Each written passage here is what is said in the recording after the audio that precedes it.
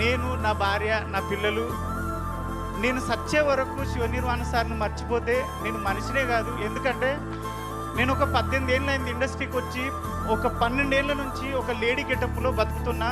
కొమరక్క అనే గెటప్లో, కొమరక్క అనేది లెజెండ్, ఆమె తోపు, ఆమె నేను కాదు సార్, ఒక గెటప్ మాత్రమే.